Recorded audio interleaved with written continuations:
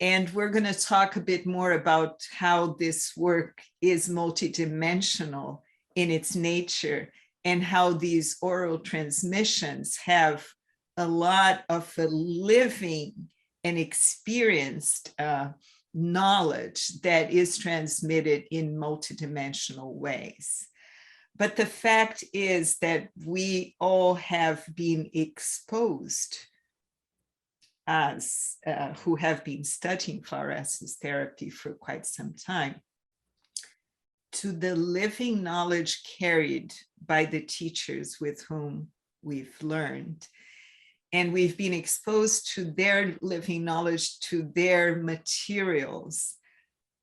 And I think all of us here, the four of us here today, all bear in our souls kind of a feeling of a responsibility to be record keepers and transmitters of this legacy in a way that is very multidimensional and comprehensive. And we have ahead of us a big task, and this is a conversation on this challenge and what it involves.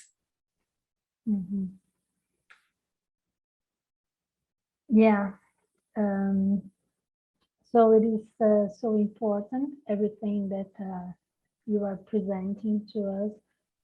And yes, because exactly the way you said, I believe we do not exactly know that we are immersed, we are in a living knowledge.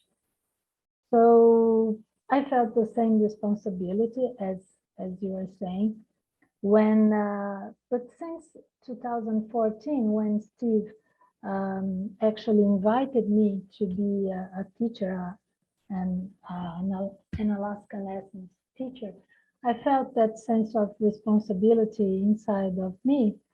But then it took me some years, and then after Steve's passing in 2017, I felt that that urgency inside of me, like, well, it's a must. It's something that we all received in a very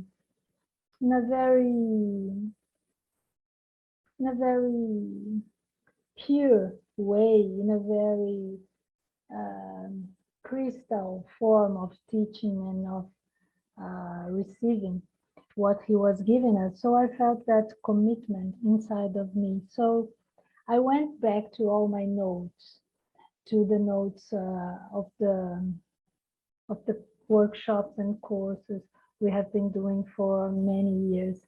And one thing that was very interesting is exactly what you are saying, because what happened when I opened my notes and my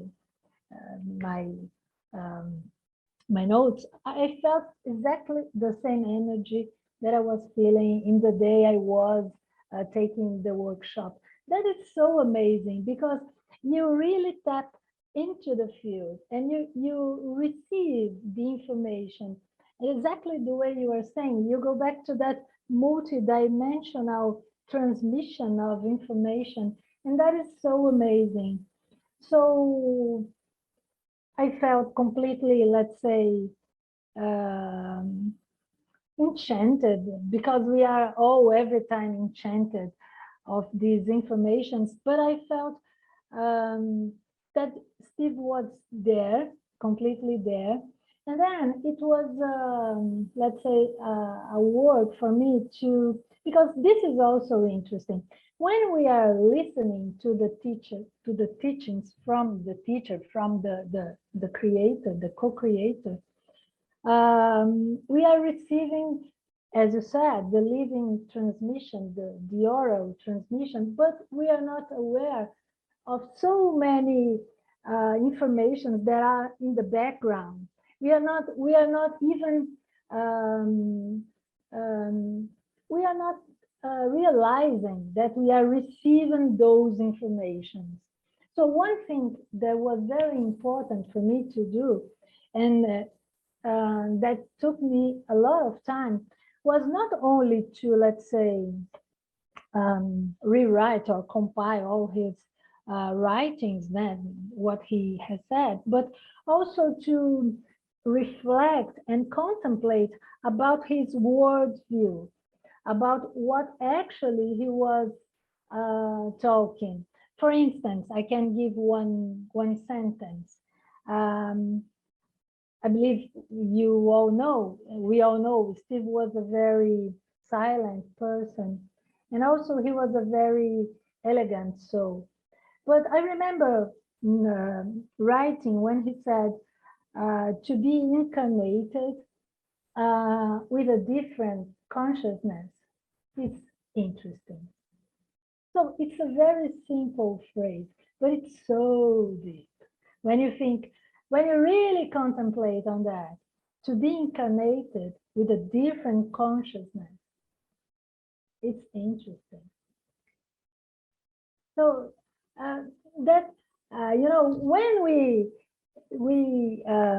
go back to, when I went back to my notes, I found all those treasures, and I found phrases like that, in which we can figure out his vision of life, his vision of spirituality, his vision of what really is to be a flower essence therapist.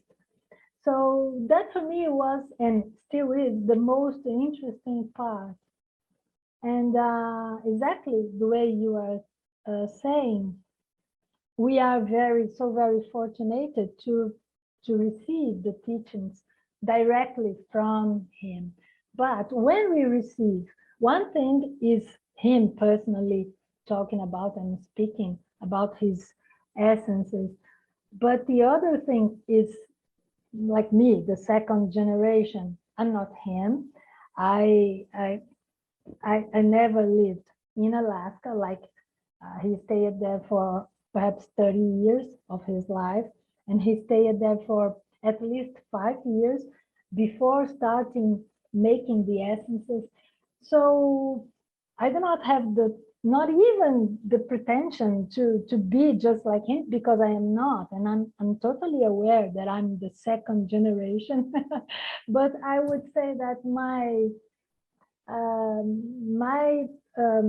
main and perhaps essential intention is to be able to transmit and to transfer the energy and the love he was carrying all the time that he was teaching us, and not because he was teaching, but because he was living that. So the experience we share and we try to, let's say, put together as a puzzle as second generation, let's say, is to become someone who is I just try to be and I'm not being, I hope I'm not being pretentious, but I'm trying to be a clear channel, like trying to, let's say, translate what I understood was his worldview, spirituality, way of live life, and how to, let's say, transmit this experience, that at the end of the day, this experience was his life journey and the journey of his consciousness with nature. So this process, because if we think about the whole, let's say, universe of flower essence, and not only flower essence, but also like gem elixirs and environmental essence, and I mean the world of essences, we come to a point where we understand that the person who is attuning with an essence, the chosen essence, the chosen flower, has to do with the person's own process. And so in this whole universe, to pick one specific flower that suits perfectly a part of this soul journey is a choice. So if we begin thinking about this basis, we come at the point that we see his consciousness journey through the path of the essences, through the path that the relationship he has developed with that nature, with that environment, which may seem obvious, but actually we all know that it's not obvious at all. So, as Ruth said, it is a multi-dimensional task because in one level we think about what he has said, and then in another level we feel the way we felt when he first said that to us. And as I said, when I go back to the notes, I just feel the same energy, and I feel the same insight, the same quantum of energy that was there when he gave us and when he transmits that to us.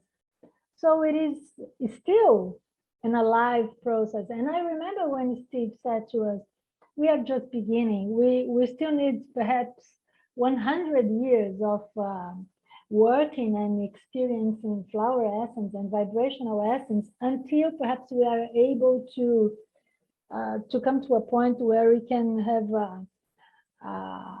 a whole puzzle, let's say. And we all know that we are doing with an open tool.